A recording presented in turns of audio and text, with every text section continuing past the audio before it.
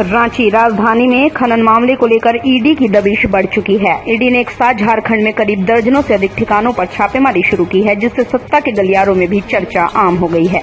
कोई ईडी के कार्रवाई को सही ठहरा रहा है तो कोई केंद्रीय एजेंसीज के गलत इस्तेमाल का आरोप लगाने में भी हिचक नहीं रहे। जानकारी के मुताबिक अवैध खनन से जुड़े मामले पर ईडी की टीम पूरी तैयारी और रूट चार्ट के साथ राजधानी रांची में अपनी दबिश दी है। राजधानी के करीबन 11 समेत राज्य के अन्य जगहों पर कुल 17 से अधिक लोकेशन पर छापेमारी जारी है। राजधानी के हरमू में ईडी की टीम पहुंची है, जहां सीआरपीएफ ने मोर्चा संभाल रखा है। झारखंड के अलावा बिहार समेत देश के कई अन्य हिस्सों में भी ईडी छापेमारी कर रही है। झारखंड की राजधानी रांची में प्रेम प्रकाश नामक व्यक्ति के ठिकानों पर हो रही छापेमारी में पुलिस को 60 कारतूस के साथ AK-47 भी बरामद हुआ है। AK-47 के बरामदगी के बाद राजनीतिक गलियारों में चर्चा का बाजार गर्म हो गया, लेकिन बाद में अटगोरा थाना प्रभारी ने सभी अटकलों पर विराम लगाते हुए AK-47 को लेकर खुलासा किया कि दोनों बरामद AK-47 उनके जवानों के हैं। इधर हेमंत सोरेन के सीए जयशंकर जयपुरिया के कार्यालय में भी ईडी ने छापेमारी कर सत्ताधारी दलों की बेचैनी को बढ़ा दिया है। झारखंड के पड़ोसी राज्य बिहार के रोहतास में भी प्रेम प्रकाश के ठिकानों और रिश्तेदारों के यहां ईडी की छापेमारी होने की सूचना मिल रही है। प्रेम प्रकाश के रिश्तेदारों में ईडी की कार्रवाई को लेकर भय व्याप्त है। रांची से अनित कुमार सिंह की रिपोर्ट। देखिए, झारखंड में भ्रष्टाचार पर शिकंजा जो है वो लगातार कसता जा रहा है और अगर आप देखें तो संथाल परगना के लगभग सेल्फ स्टाइल्ड चीफ मिनिस्टर कहे जाने वाले पंकज मिश्रा जेल में है। पूरे झारखंड के सत्ता के गलियारे में जिन्हें झारखंड का सुपर सीएम कहा जाता था अमित अग्रवाल, उन्हें ईडी ने सम्मन भेजा है। और इस सत्ता के गलियारे के सबसे बड़े लाइजनर प्रेम प्रकाश जी, जिनके सत्ता के शीर्ष से तार जुड़े हुए हैं, उन प्रेम प्रकाश जी के घर पर भी आज छापा पड़ा है। तो हम मानते हैं कि जिस तरीके से भ्रष्टाचार इस राज्य में हुआ है, अभी शिबू सोरेन जी भी लोकपाल के यहां आय से अधिक संपत्ति का मामला झेल रहे हैं। मुख्यमंत्री जी का भी अपने लीज को लेने का मामला अभी इलेक्शन कमीशन में लंबित है। शेल कंपनियों का मामला सुप्रीम कोर्ट में चल रहा है। तो आप ये कह सकते हैं कि झारखंड में the great Jharkhand drama circus जो चल रहा था, अब ये सर्कस का शो खत्म होने के कागार पर है और आने वाले दिन में हम ये उम्मीद कर सकते हैं कि कई बड़े जो हैं वो घोटाले उजागर होंगे। देखिए, जब विकास ठप पड़ जाए, महंगाई चरम पे हो,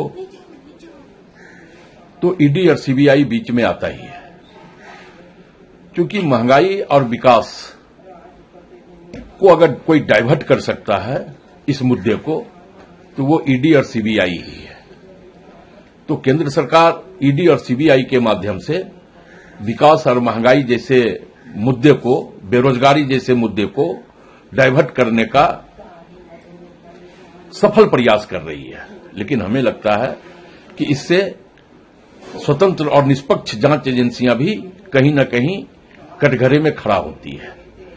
क्योंकि भारतीय जनता पार्टी के जो लीडर हैं, उनके दफ्तर तक, उनके घर तक ईडी नहीं पहुंचती, चाहे वो नारायण राणे हो, चाहे वो आसाम के मुख्यमंत्री हो, या झारखंड के भाजपा के विधायक भानु प्रताप जी हो।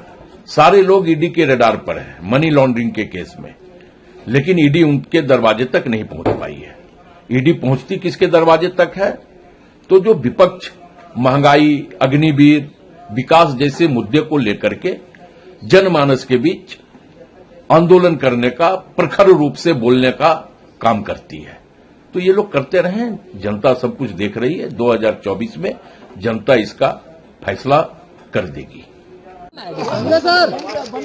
हम लोग को जो सूचना मिली थी उसके आधार आकर हम लोग जांच किए। जांच में ये हमारा पुलिस केंद्र रांची के द्वारा निर्गत हथियार है और इसकी पुष्टि हम लोगों ने ईडी को बोल दी है और ये ईडी अपनी पूरी जांच प्रक्रिया कंप्लीट करके ये जो है अगतर कार्रवाई के लिए हमारे थाने में सुपुर्द कर जो गार्ड है उन पर कार्रवाई होगी या फिर जो ये तो सीनियर अफसर का, वरीय पदाधिकारी का ये जो के स्तर से कुछ होने वाली चीज है, तो इसके बारे में हम कमेंट नहीं कर सकते हैं। जी, जैसे यहाँ गार्ड का अगर रखा हुआ है तो उस पर कानूनी प्रक्रिया होगी? नहीं, कानूनी प्रक्रिया तो नहीं हो सकती है ना, विभागीय प्रक्रिया होगी। विभाग के दौरान से पूछा जाएगा जिनको आवंटित है। किसको मिला था ये तो बता नहीं जी, नहीं सर, ये चूंकि हमारे स्तर से निर्गत नहीं है। आपके थाना क्षेत्र में ये मेरे घर थाना पड़ता है, ये घर किसका है ये तो पता होगा आपको? ये घर किसका है? नहीं सर, आज पहली बार हम यहाँ आए इसलिए नहीं बता सकते। अच्छा, ये तो नहीं बता लगभग सकते। मतलब पूरा कंफर्म हो गया ना कि आपके जिला बल से ही ये जी जी जी, हाँ कंफर्म है, ये सरकारी हथियार। गोलियां कितनी बरामद हुई? 60 2 हथियार। दमदार निर्माण का भरोसा लाल स्टील TMT बार्स, हर निर्माण के लिए उपयोग। लाल स्टील TMT बार्स, रिश्ता मजबूती का।